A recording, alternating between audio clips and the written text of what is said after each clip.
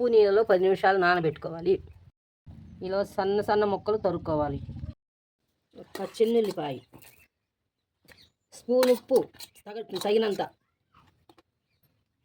పెద్ద స్పూన్ కారం, ఒక స్పూను, ఒక మామిడికాయకి తగినంత,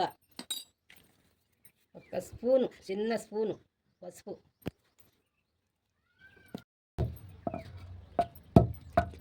ఇలా నూరుకొని ముక్కలు వేసుకొని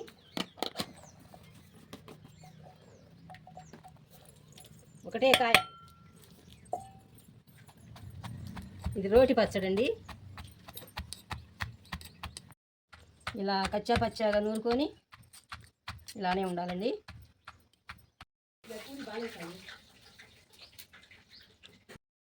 ఇదిగో చూడండి, చాలు.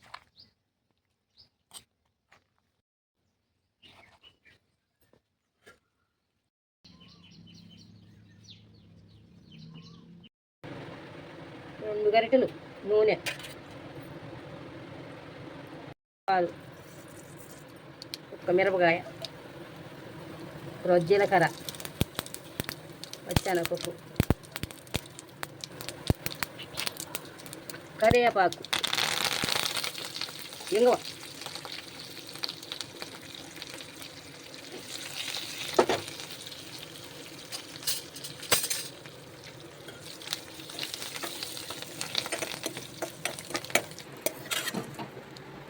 తాలింపు వేడివేడైనా పర్వాలేదండి, వేడివేడిగా ఉన్నా పర్వాలేదు.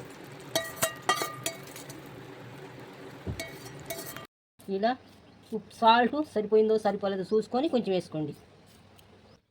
2-3 రోజులు ఉంటుందండి, బాగా సూపర్గా ఉంటుందండి. ఇలా చేసుకొని మీరు కూడా ట్రై చేయండి.